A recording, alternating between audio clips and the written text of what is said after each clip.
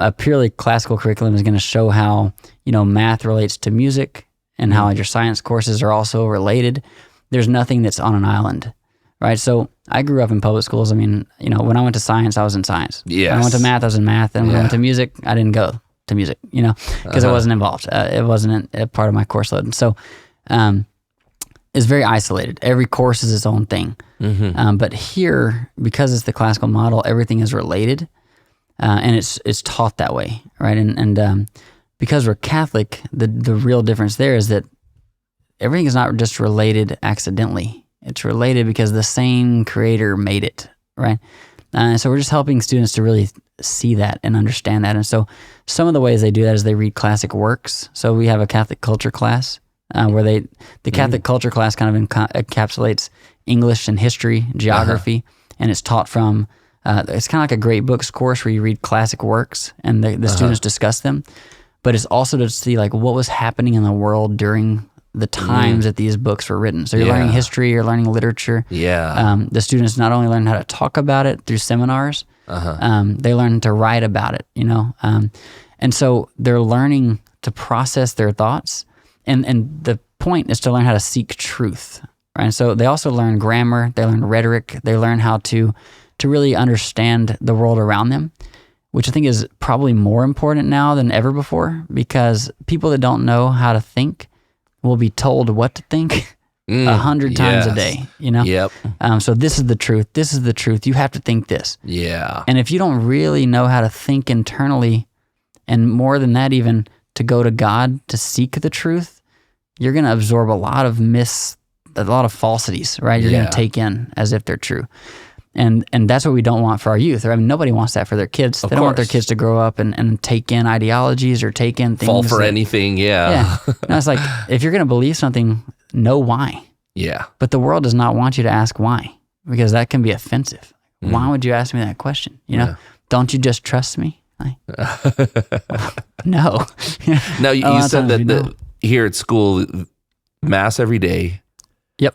So, and then also you said choir is also involved in that. So we're an Ordinariate school, right? We're built on the Ordinariate patrimony. If people don't know what the Ordinariate is, like I didn't, originally, but it's a diocese that was created as non-geographical, kind of through Pope John Paul II, through Pope Benedict XVI, and on into Pope Francis. And it's being it was created right as a pathway into the Catholic faith for those of an Anglican background. Yes. And so originally that was the majority of the people was from the converts. So priests, congregations even together. But now the way Pope Benedict XVI really articulated is it's a treasure to be shared. So it's not just for converts, it's actually also to evangelize even other Catholics, to give them a way to come and worship still within the Catholic faith, still through Rome, right, as our head, but at the same time in a different rite. And so the Mass looks a little different. But yeah, our students experience Mass every day, and because we're an Ordinariate school, the 4 pillars of our school are sacred worship, sacred wisdom, sacred music, and sacred art. And so sacred worship, of course, we worship daily, and then with sacred wisdom, that would encapsulate the rest of our curricular courses. Our science courses, our mathematics courses, our theology course. It would really take up our Catholic culture course. And then I'm sure I'll miss something as I'm running down the list, but sacred music and sacred art are unique. And so I want to talk a little bit about those because, most schools, and for me in particular, I can say fine arts is an afterthought. So when I went to school, athletics was my thing. That's what I really liked to do. As a freshman, you had to have a full credit of fine arts in high school. So my first semester I took art. My second semester I took speech. Done with fine arts. Right? And so I never experienced anything. And it was easy for me to say, well, I'm just not good at that because I only did it for a semester. Yeah. And I knew I was only going to do it for a semester, so it's not like I tried to get better. You know? just dipped your toe in it and that was it. Yeah, I just did what I had to do and got out of there. And so at our school, students will experience sacred art and sacred music. So in sacred music, they'll sing. So chorally, because we sing at Mass daily, so a portion of the students will sing in the choir loft daily. Maybe freshman guys, freshman girls, sophomore guys, sophomore girls, or something like that. Sometimes they sing co-ed, just depends on, what mass or, what we're doing, what day. But they'll sing for 4 years and they'll continue to develop, right? So a student that comes in as a freshman and is like, singing is not my thing, that's totally fine. Because for most people, they haven't been in a formal training through 8th grade. Yeah. So they're going to come in and not be formally trained. Yeah. But the difference, we had an even song tonight, actually. So the difference between students when they get here in August to even September to October, they're making growth in singing. Kids that don't sing, right? That came in and said that wasn't their thing. And then I'll talk about Sacred Art, and then I'll talk about why it's important that's in our curriculum and why it's a blessing really for our students. So in Sacred Art, they're going to spend 4 years in art, right? They'll spend time painting and drawing. They'll spend time, this year they're doing ceramics. So they're working with clay. We have a kiln. We're blessed to have a kiln so they can bake their things and kind of create different things. We've coffee cups. Our whole faculty made holy water fonts, Nice. So it's kind of it's an interesting thing. And they'll make stained glass as they get older into junior and senior years. That's cool. Or they'll make illuminated manuscripts. So there's all kinds of things that they're doing.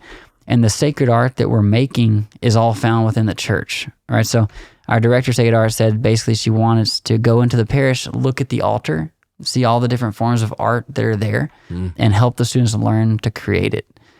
And so a lot of parents, of course, naturally and rightfully would be like, why would y'all have fine arts be such a big part? Now, are you a fine arts school? We're not a fine arts school, right? We're a classical school or a classical Catholic school. But why the arts are so important? First of all, singing, right? When we get to heaven, we don't know exactly what heaven's going to be like, but we're going to sing. Yes. We know that. So it'd be okay to be better at it when we get there. And so... And not just be learning when you get there.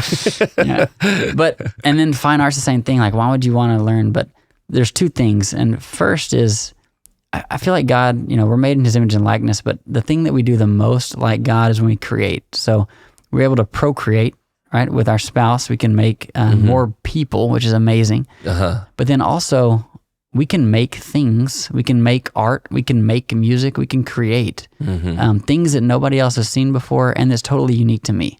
So me and you could draw the same picture, but it's not going to look the same. Yeah. And even if it looked very close, it wouldn't be the same. Yeah. Right? And so, that creative spirit is given to us from God. We want to cultivate it. We don't really want to just be problem solvers where all we know how to do is dissolve problems and figure out the answer. That's not really all we want to know how to do. That's a good thing. And we teach math and science too. Those are all goods, but the arts, are important.